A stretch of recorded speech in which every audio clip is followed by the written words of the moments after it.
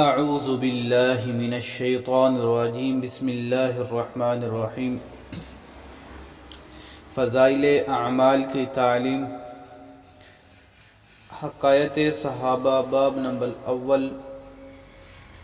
حضرت ابو ذر غفاری رضی اللہ تعالی عنہ کا اسلام۔ حضرت ابو ذر غفاری رضی اللہ تعالی عنہ مشہور صحابی ہیں جو بعد میں بڑے زاہدوں اور بڑے عالموں میں سے ہوئے۔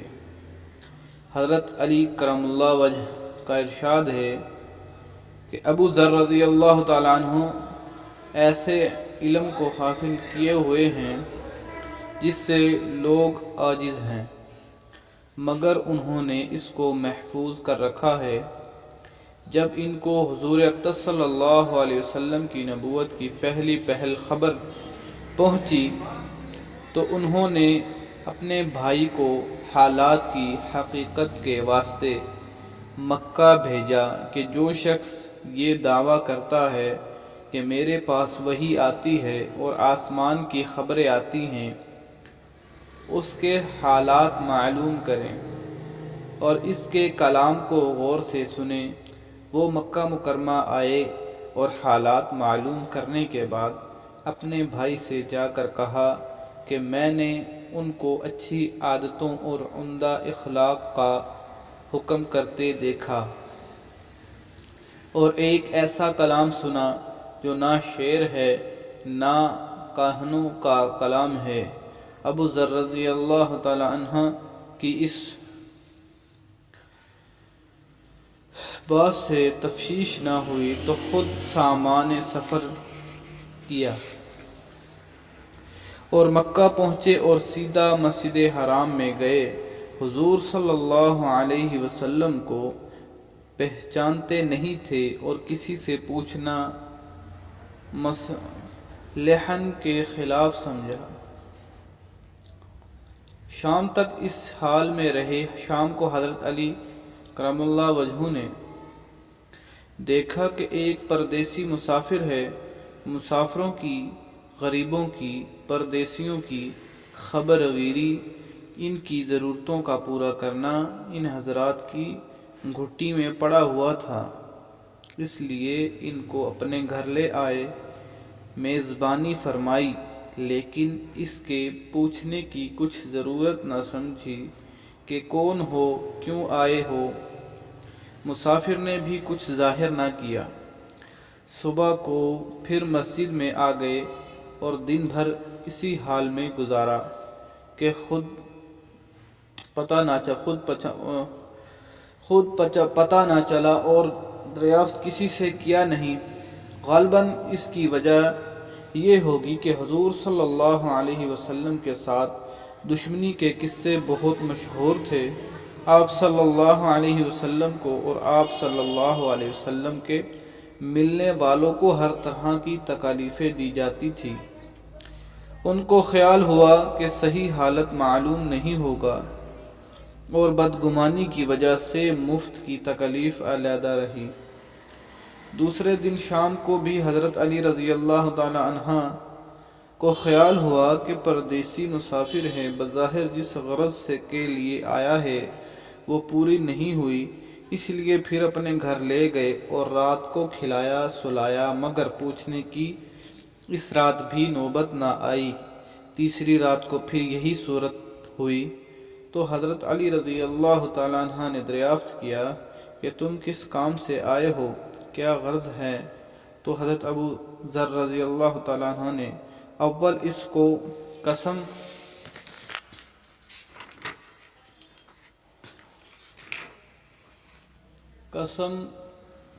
عہد و پیمان دیے اس بات کے کہ وہ صحیح بتائیں۔ اس کے بعد اپنے غرض بتلائی۔ حضرت علی کرم اللہ وجہ نے فرمایا کہ وہ بے شک اللہ کے رسول صلی اللہ علیہ وسلم ہیں، اور صبح کو جب میں جاؤں تو تم میرے ساتھ چلنا، میں وہاں تک پہنچا دوں گا، لیکن مخالفت کا دور ہے، اس لیے راستے میں اگر مجھے کوئی شخص ایسا ملا جس سے میرے ساتھ چلنے کی وجہ سے تم پر کوئی اندیشہ ہو تو میں پیشاب کرنے لگوں گا یا اپنا جوتا درست کرنے لگوں گا۔ تم سیدھا چلنا، میرے ساتھ ٹھہرنا نہیں، جس کی وجہ سے تمہارا میرا ساتھ ہونا معلوم نہ ہو۔ چنانچہ صبح کو حضرت علی کرم اللہ وجہہ کے پیچھے پیچھے حضور صلی اللہ علیہ وسلم کی خدمت میں پہنچے۔ وہاں جا کر بات چیت ہوئی۔ اس وقت مسلمان ہو گئے۔ حضور اقدس صلی اللہ علیہ وسلم نے ان کی تکالیف کے خیال سے فرمایا کہ اپنے اسلام کو ابھی ظاہر نہ کرنا، چپکے سے اپنی قوم میں چلے جاؤ، جب ہمارا غلبہ ہو جائے اور اس وقت چلے آنا۔ انہوں نے عرض کیا کہ یا رسول اللہ صلی اللہ علیہ وسلم، اس ذات کی قسم جس کے قبضے میں میری جان ہے کہ اس کلمہ توحید کو ان بے ایمانوں کے بیچ میں چلا کر پڑھوں گا۔ چنانچہ اس وقت مسجد حرام میں تشریف لے گئے اور بلند آواز سے اشہد ان لا الہ الا اللہ و اشہد ان محمدا عبدہ و رسولہ، محمد الرسول اللہ پڑھا۔ پھر کیا تھا کہ چاروں طرف سے لوگ اٹھے اور اس قدر مارا کہ زخمی کر دیا، مرنے کے قریب ہو گئے۔ حضور صلی اللہ علیہ وسلم کے چچا حضرت عباس رضی اللہ تعالیٰ عنہ، جو اس وقت تک مسلمان بھی نہیں ہوئے تھے، ان کے اوپر بچانے کے لیے لیٹ گئے اور لوگوں سے کہا کہ کیا ظلم کرتے ہو؟ یہ شخص قبیلہ غفار کا ہے اور یہ قبیلہ ملک شام کے راستے میں پڑتا ہے۔ تمہاری تجارت وغیرہ سب ملک شام کے ساتھ ہے۔ اگر یہ مر گیا تو شام کا جانا آنا بند ہو جائے گا۔ اس پر ان لوگوں کو خیال ہوا کہ ملک شام سے ساری ضرورتیں پوری ہوتی ہیں، وہاں کا راستہ بند ہو جانا مصیبت ہے، اس لیے ان کو چھوڑ دیا۔ دوسرے دن پھر اسی طرح انہوں نے جا کر بآواز بلند کلمہ پڑھا اور لوگ اس کلمے کے سننے کی تاب نہ لا سکے تھے، اس لیے ان پر ٹوٹ پڑے۔ دوسرے دن بھی حضرت عباس رضی اللہ تعالیٰ عنہ نے اسی طرح ان کو